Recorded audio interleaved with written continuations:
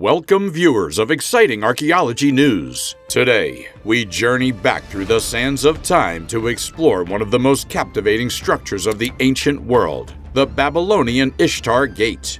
Imagine towering gates adorned with mythical creatures, their vibrant colors somehow defying the relentless march of centuries. This wasn't the stuff of legend, but a magnificent entry to a city steeped in power and enigma. Constructed over 2,500 years ago, its imposing walls were covered in vibrant blue bricks said to mimic lapis lazuli, a stone prized for its beauty. Depictions of formidable dragons and majestic bulls hinted at divine protection, and perhaps some long-lost secrets. But how much do we truly understand about this architectural marvel and the forgotten empire it symbolized? In the sprawling heart of ancient Mesopotamia, near what is now Hilal in modern-day Iraq, lay Babylon, a city of legend and a testament to human ambition. Around 575 BCE, it was here that King Nebuchadnezzar II ordered the construction of a magnificent gateway, the eighth in a series of entrances leading into the city's fortified inner district. This was the Ishtar Gate. The structure itself was imposing. Records indicate it stood an awe-inspiring 50 feet tall, with foundations extending some 45 feet below the ground. But what truly distinguished the Ishtar Gate was its remarkable facade. The builders chose not plain stone, but thousands upon thousands of vibrant glazed bricks finished in a dazzling shade of blue. This extraordinary hue mimicked the precious lapis lazuli, a gemstone prized throughout the ancient world for its celestial color. The bricks weren't merely decorative, they transformed the gate into a canvas for sacred imagery. In careful rows, artisans rendered mythical creatures known as Meshusu, dragons, wild aurochs, bulls, and majestic lions. These weren't random beasts, but potent symbols associated with Babylonian deities. Marduk, the patron god of the city; Adad, the storm god; and the fierce goddess Ishtar. Yet, the Ishtar Gate's significance wasn't just aesthetic. Imagine it from the perspective of a foreign visitor approaching Babylon. Passing through its towering structure would have been an overwhelming, intentionally humbling experience.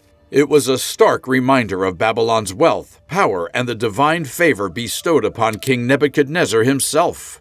The Ishtar Gate alone wouldn't be fully appreciated. It marked the start of the Processional Way, a grand thoroughfare designed for sacred ceremonies and religious festivals. Much of our understanding of the Ishtar Gate stems from German archaeologist Robert Koldewey. His painstaking excavations, lasting from 1904 to 1914, uncovered the structure's foundations and many of the original glazed bricks. Today, thanks to extensive reconstruction efforts, sections of the Ishtar Gate are meticulously displayed in various museums around the globe, with the most significant collection found in the Pergamon Museum in Berlin. The Ishtar Gate wasn't just beautiful, it was a giant billboard broadcasting a message of Babylonian power and faith. Covering its dazzling blue surface were carefully carved images, not random, but a repeating pattern meant to awe and inspire. The first figure depicted was Marduk, Babylon's chief god. He wasn't shown as a man, but as a fantastical creature called a Meshusu. Imagine a dragon with a snake's head, the scale of a lion, and powerful bird-like talons, a symbol of strength and protection. Marduk was seen as the ultimate warrior, a divine force battling evil on behalf of his people. The second figure was Adad, the god of weather. His sacred animal was the aurochs, a kind of ancient wild bull associated with both destructive storms and life-giving rain.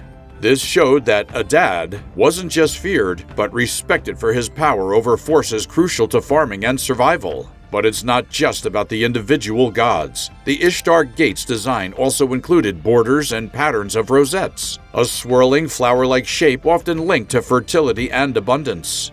Together, these images proclaim the might of Babylon's deities and the belief that they watched over and favored the city. Creating the Ishtar Gate was no small feat. Artisans started with finely ground clay, carefully shaped into bricks. The animal figures weren't carved later, they were built into the design using specially shaped molds.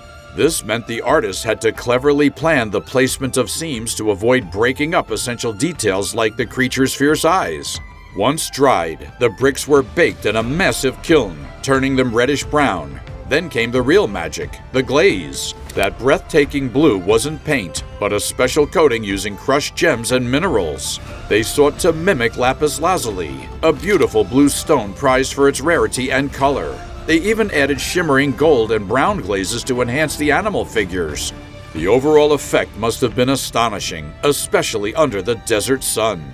There might even be a hidden layer of meaning to this. This massive gate, made of seemingly simple materials but transformed into glistening jewels, is tied to a powerful goddess, Ishtar. Ancient stories describe her wearing lapis lazuli jewelry, and some scholars believe the Ishtar Gate reflects this divine connection. It's possible the very materials of the gate symbolically linked it to the goddess's powers. The Ishtar Gate wasn't just meant to be admired, it was part of a larger, awe-inspiring spectacle. Once a year, during a massive festival celebrating the start of the farming season, it became a gateway for something extraordinary, a procession of the gods themselves. This wasn't a small party. Babylon's New Year festival lasted 12 days. It began right after the barley harvest, around what we now call the spring equinox in March. Leading up to the gate was a grand avenue known as the Processional Way, a path stretching over a half a mile through the city's heart. But this wasn't just any road. Lining the Processional Way were countless brick reliefs, not random decorations, but more powerful symbols. Imagine rows of fierce lions dedicated to Ishtar, the mighty goddess of war and love. There were images of Adad's sacred bulls and Marduk's protective dragons. As mistress of heaven, Ishtar was a fierce protector of Babylon, its kings and its armies. These images weren't just art, but reminders of the divine power watching over the city. Even the design of the way itself hinted at protection.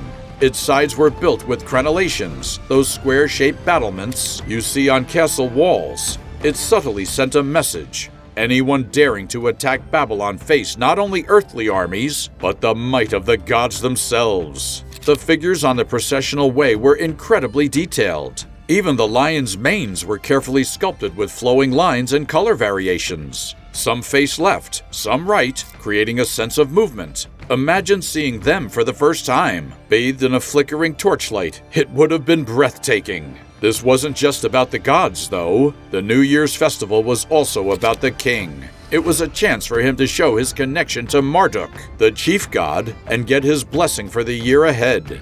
Priests would carry statues of the gods along this holy route, with crowds gathered to witness the sacred event. Think of the Processional Way as a giant stage. It was specially paved with huge stones and wide enough for the grand parade. Its path led across the city, passing temples and palaces before culminating at the magnificent Ishtar Gate. For these few days, Babylon wasn't just a city. It was a link between the human world and the realm of the divine. The Ishtar Gate was a magnificent Babylonian structure, and King Nebuchadnezzar wanted everyone to understand why it was built. He added a huge inscription to the gate's wall to do this. The inscription was created using white letters written on beautiful blue glazed bricks. The writing, made in Akkadian cuneiform, was extensive, about 15 meters tall and 10 meters wide. It contained 60 lines of text. The inscription is like a letter from King Nebuchadnezzar himself. In it, the king describes himself with many essential titles. He says how much he respects the gods Marduk and Nabu and how much he cares about the holy temples in Babylon. Additionally, Nebuchadnezzar mentions a temple called Esiskur, which is dedicated to the chief god Marduk. He proudly writes that he restored this temple to be a majestic and unique place for major and minor gods. But how did this magnificent puzzle travel from ancient Iraq to a museum in Berlin? That's a story filled with a sense of adventure and a tinge of controversy. In the late 19th and early 20th centuries, German archaeologists carefully excavated Babylon. Though groundbreaking, their work focused on grand structures like the gate, slowly unearthed from the desert sands. At the time, it was common for significant museums to take pieces from historical sites worldwide. So the decision was made to send portions of the Ishtar Gate to Germany. This involved clever tricks. Fragments packed into barrels disguised as something ordinary, carefully shipped down rivers and onto waiting boats bound for Europe. Back in Berlin, experts faced a monumental task. Cleaning and preserving the ancient bricks was just the first step.